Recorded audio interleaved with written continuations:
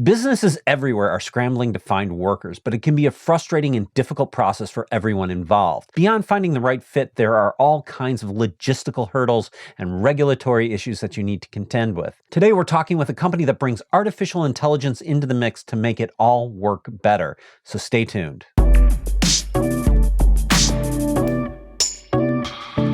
Hey everybody, this is Chris Brandt here with Sandesh Patel. Welcome to another FUTR podcast. Today we're talking with Rich Mendis, CMO of Hirelogic, a company that is trying to bring machine intelligence to the process of hiring, helping you find, evaluate, and hire the best candidates out there. So we're going to talk with Rich about what is happening in the labor market today and about why it is so important to find and attract the right person, that diamond in the rough, when job seekers have so much opportunity these days. Welcome, Rich. Thanks, Chris and Sandesh. Good to be here. It's great to have you. This is a topic that just keeps coming up, and there's so much in the news about everything from the Great Resignation and quiet quitting and all these things, and people trying to hire. There's a shortage of workers? There's not a shortage of workers. It's just chaotic environment out there. But Sandesh and I love this topic because people are so important to an organization.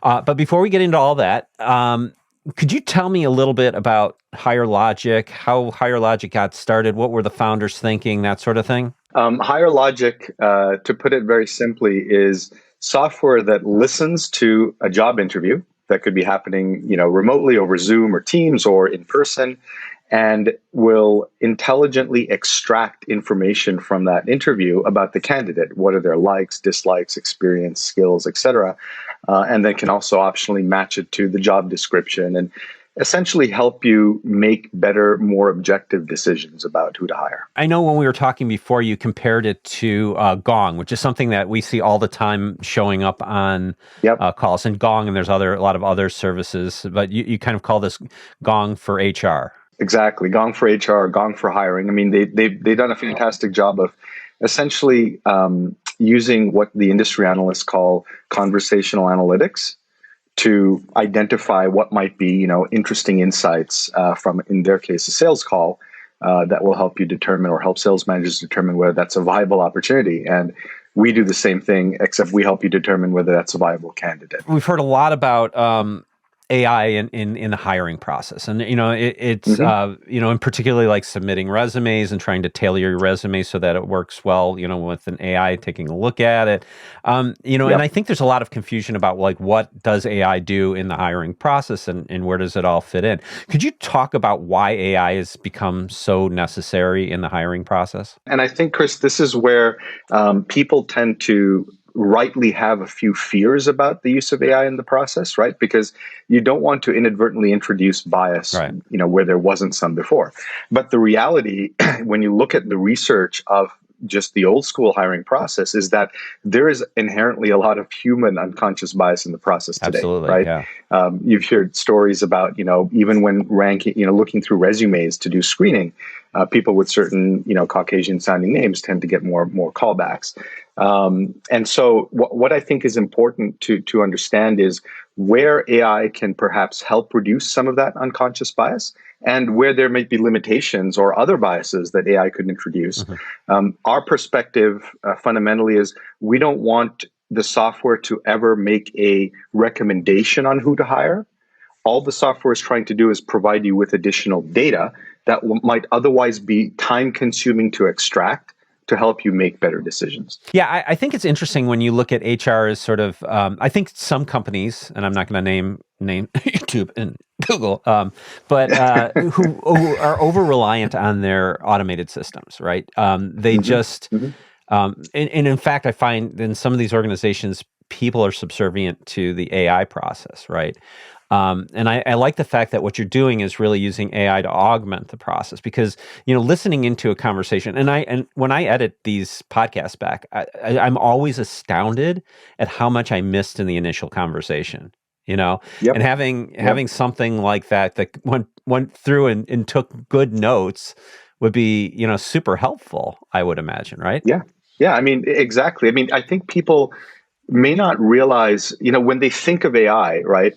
on the one hand, they think of, Terminator, right? and Right. and Skynet taking over. But the reality is it can be used for what is normally a pretty mundane thing. Like, we're doing this podcast and there's probably AI software involved in canceling out the noise. Now, you don't inherently think of that, Hmm. but they're using AI techniques to do it better than it has been in the past, right? Absolutely. And so it's not that AI will influence what we, ultimately say, but it might add clarity to how we say it. Yeah. And that's kind of how, Hirelogic is looking at AI is, hey, how do I apply this as a layer to add clarity or extract more information to help make a better decision? Well, and I know, you mentioned, that people worry about bias, right, in AIs, and I think justifiably so, because a lot of AI has Absolutely. been introduced without really representative training data in the process. But when you look at hiring has been overrun with bias for years in the traditional system, right? I mean, like you mentioned, there's been those those Absolutely. those studies where they'll take a resume, the exact same resume, put like a BIPOC kind of sounding name on the resume and a very Caucasian sounding name on the resume, submit them both, and like people of color get dismissed out of hand, right? And it's the same resume. So there's clearly tons of inherent bias in the hiring process, and I think this is an interesting use case for AI where it actually comes in to help eliminate some of that bias, right? Absolutely. And I don't think anyone who's using it in good faith, right, trying to make solutions in good faith that help augment human decisions, recognizes that there's limitations in AI and what the biases are, right? So, for example, and there's ways to counteract that. So, for example, if we've developed, let's say, a solution that can help extract skills that are mentioned during an interview, um, everything from the speech recognition software, right, to the model that was trained to understand and extract skills could have biases in it, right? Mhm. So and many of, as you probably know, a lot of software today is built on different components that other people have developed. So, for example, we use machine learning from Amazon Web Services and Azure to convert speech to text. Hmm. Right now, there are inherently potential biases in how Microsoft or Amazon has trained those speech to text engines, right? And they're constantly working on improving it, accounting for different accents, intonations, etc. Similarly, if we have trained our model that learns to recognize and extract skills on a series of thousands of interviews that are perhaps, let's say, more based on blue collar workers than white collar workers, or vice versa, the positions, then effectively we may have introduced some bias into recognizing what skills are, right? And so what's important is not not trying to remove all bias necessarily, which is sometimes impossible to do, whether you're a human or a machine, but to recognize what the bias is. And it's actually easier to recognize potential bias in machines than humans, right? Because machines fundamentally are trained, on models. And so we can determine, for example, of the thousands of interviews that we use to train our models, what percentage were from different age groups, races, types of positions, et cetera. And we have to make sure through adverse impact studies to make sure that we've minimized potential bias. So that's the process that we have to go through to identify and essentially mitigate the bias in our models. Well, and I know another big factor for a lot of companies too, beyond just sort of introducing bias into the whole process, is there's a lot of regulatory compliance aspects to it. There's also company policies that Mm-hmm. they're not Mm-hmm. appropriately following, and so like what you guys are doing can come in and help people align to the proper objectives, right? Companies may have a series of policies that they're trying to follow that potentially AI software can help, or software in general, not necessarily just AI, can help companies align with those processes. We're starting to see more state and municipal regulation Mm. around AI and HR. So, for example, I believe it was New York City that is going to be passing a law starting next year that limits or put certain conditions around the use of AI in HR, especially for screening candidates and things like that. And I think, one can debate whether they're going too far or not doing enough. But that's inevitable, and there'll have to be a back and forth, and ultimately, hopefully, a balance, right, between not putting too much limitations on technology, which pushes you back to the old days where there still is plenty of bias, versus letting technology having free reign and creating a situation where there's bad actors who are not being careful and using AI in good faith. Yeah, well, and I imagine the White House just recently released sort of that AI Bill of Rights kind of thing. Exactly. That makes certain stipulations about how people use and relate to AI. So absolutely, and I think as somebody who believes that the right type of regulation is important, but over-regulation can hurt. I think this is one of those areas that we have to really tread carefully on both sides, right? For example, the New York law is very broad in its language, right? And it's not clear how either an employer or a software company really needs to, comply with that particular law, right? So I think we have to be careful of overly broad regulation, sure. Right? But also, I don't think zero regulation is the answer either. Yeah, no, right? That rarely is the answer. As much as sometimes it's convenient. It's Right. Can you give me an example of like an output that you guys would kick out? Like I'm trying to figure out what kind of a structure. I'm trying to hire someone. I'm interviewing these folks. Yep. What can I expect? Great question. So let me give you a couple of examples of what we do, right? And I'll give you a couple examples where we can extract data that helps make a decision on a candidate, and a couple of examples of items that help HR perhaps in coaching and doing better interviews, right? So one example is if you upload your job description, okay, we use machine learning to extract what you are intending to look for in a candidate. What are the skills, industries, job functions, titles, and things you're looking for?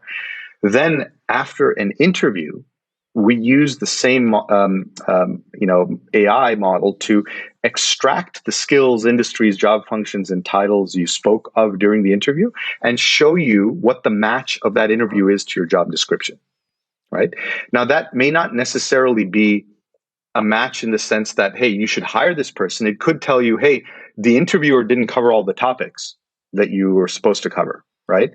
But if you've asked the consistent set of questions, and that's another capability we have, which is sort of an interview guide, if you've asked a consistent set of questions across candidates fairly, then it could be an indicator of perhaps how much a candidate has, is knowledgeable or is able to talk about in those areas that you're looking for. That's one example. Right. Another example is we can create a short summary of the interview. So inevitably in a conversation with a candidate, you're going to have some small talk about the weather or where you went on vacation and stuff like that. For people who are reviewing 60 or 90-minute interviews, that's a lot of data to go through. We can create a short, medium, or long summary of the most pertinent information of an interview, and you can focus on areas like leadership or problem solving or likes or dislikes, and we'll kind of give them that summary, that succinct overview of the interview. So those are two examples, right, of data that we provide that's output. Another one that we just rolled out, which is less about finding the right candidate and more potentially interesting to HR, is we flag compliance issues. So the area of compliance in interviewing is getting more complex each year. There's a whole plethora of state, local, municipal regulations in terms of what you can or cannot ask a candidate. For example, in the state of California, you can no longer ask a candidate how much they make. That's technically illegal. So we listen to the interview and we flag potential questions that an interviewer asks that might be a compliance problem. So, for example, if you ask someone how old their kids are, that could imply an age bias. Man, that compliance alert must be going off all the time. I have to think. It's actually fascinating. HR people in HR and recruiting are so tuned to it that you never see any flags from them, right? But hiring managers, if you think about anyone who's not in HR, like none of us are, former HR people, we are not. Nobody takes training on interviewing, right? There's some training you go to, but no one goes to school to learn how to interview someone well. It's just not a primary job function, and so inevitably, and it's not. I don't think people ask these questions out of on purpose to be purposefully discriminatory. It's just something that casually could come up, right? Somebody mentions they have kids, you ask how old they are, right? Or they have an interesting accent, you ask where you're originally from. You're not supposed to ask that, but it's a innocuous question. I just want to switch gears a little bit and talk about, we've seen, recently just this huge shift in work, right? I mean, we're lots of remote workers, all that stuff. And we've heard talk about, the Great Resignation and quiet quitting and different interpretations and reactions to all that. I mean, what are you seeing out there about all this stuff? I think there's a couple of questions in there. In terms of the Great Resignation, clearly this pandemic affected a lot of people or made a lot of people think about how they work and where they work and what they like to do. And, it gave people, I think, pause. I think, Chris, perhaps, some of these trends were happening before the pandemic. I think the pandemic just accelerated this, right? Where people were feeling, either burned out or like they wanted something more out of their career or what have you. And what I think this concept of the Great Resignation simply is a acceleration of some of those trends. Certainly, there was a tight, there was and there is, I guess, still a tight labor market, especially in certain industries, and that tight labor market has created a situation where it's easier to job hop and search for something better. That has led to what some have coined the Great Regret. Right, when people move over and the grass isn't really that greener. We've seen that a lot. We've seen that a lot, and so I think it's whether this is a sort of phase that we're going through or whether this is a permanent change is yet to be determined. But hopefully, it's a positive one on net, right? Because it not only I think gave employees a chance to figure out what they want. But I think in many ways it kind of was a wake-up call to employers, right? In terms of, treating people well and things like that. And that is kind of a good segue to answer the question about quiet quitting, right? Which is, I know it's a newly coined phrase, but it's based on something that's existed for a long time, which is employee engagement, right? So employee engagement dropped during the pandemic. And now that could be for a variety of factors. You weren't meeting people face to face. You probably had long periods of time where you weren't interacting with, coworkers and things like that. Some people take that worse or better than others. And so, I think a lot of that quiet quitting was related to, perhaps, an unusual state of work.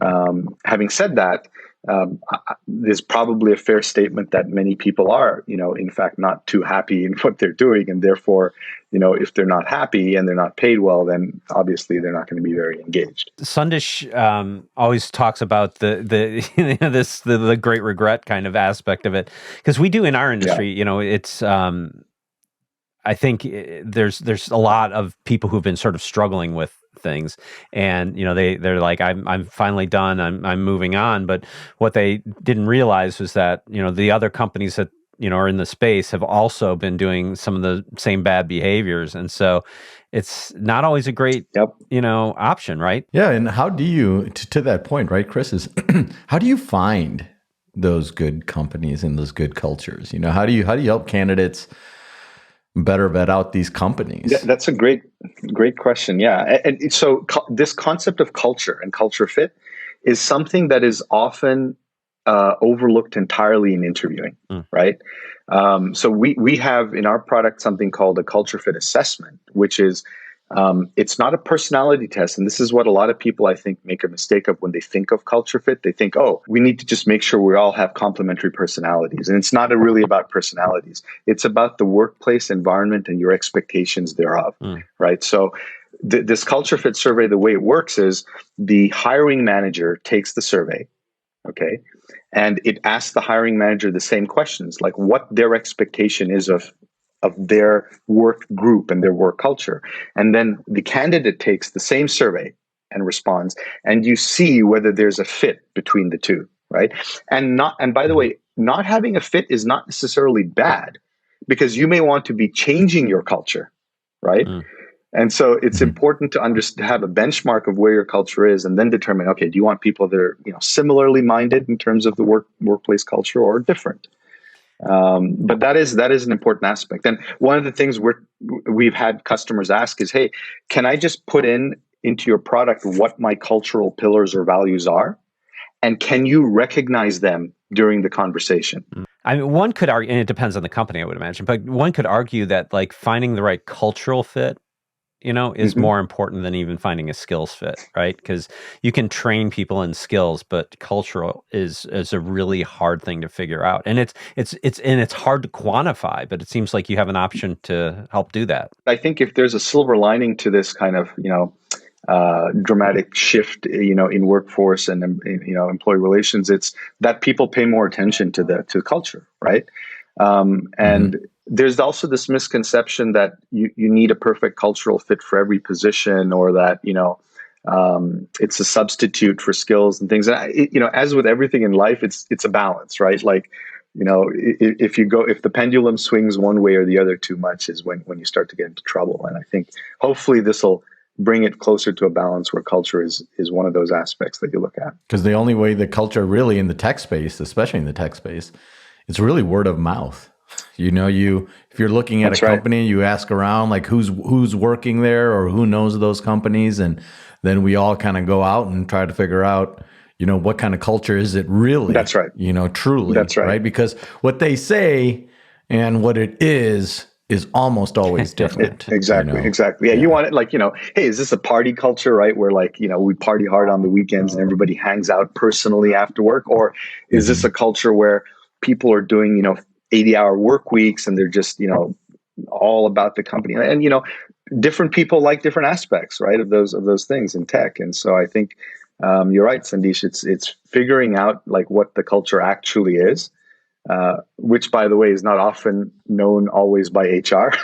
There's so many aspects, because in culture is sometimes specific to the role too. I mean, salespeople are going to have a very different culture than engineers. Right? When people say, "Hey, can I input my culture at the company level?" I kind of cringe a little bit, because, and why we kind of push them to say, "Look, it's the hiring manager for this particular position that has to take this survey, because this sales guy who's hiring is going to be very different, have a different outlook than the engineering manager who's hiring, right?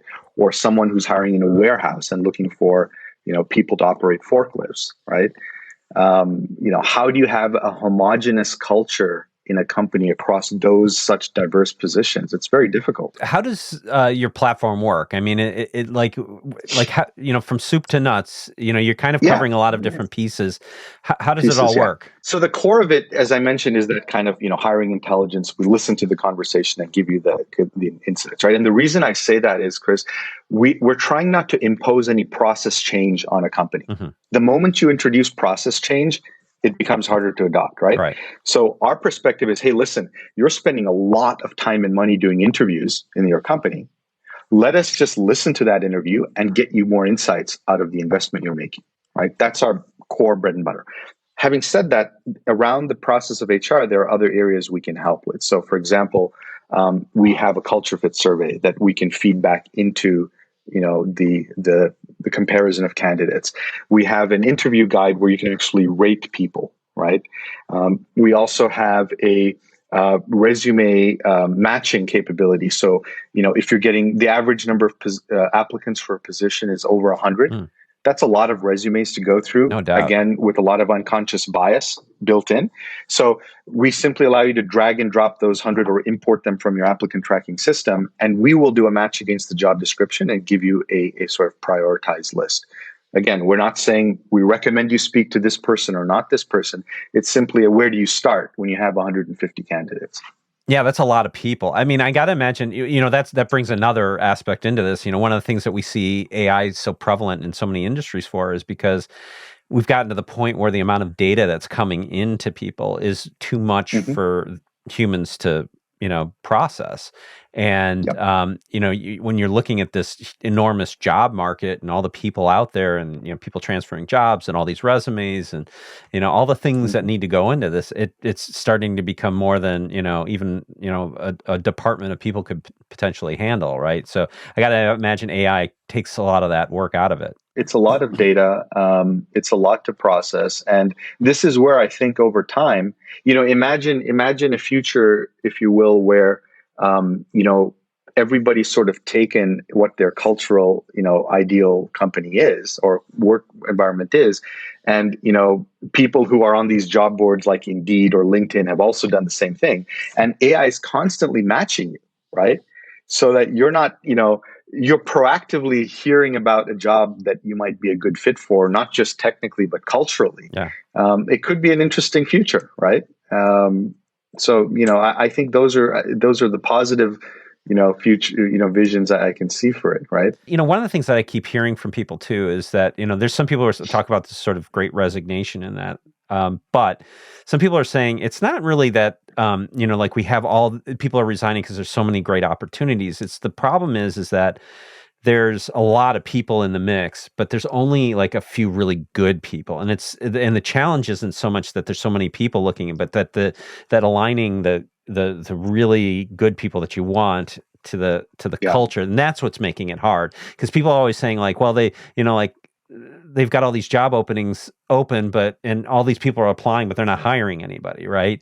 That could be, that they're just not really looking for the right person, or they just can't find that right fit, right? I think, identifying the right candidate is one of those elusive things. And, I was just doing a call with a head of HR, and she said, look, in the last 48 hours, I lost 6 people that have been with the company for less than 60 days.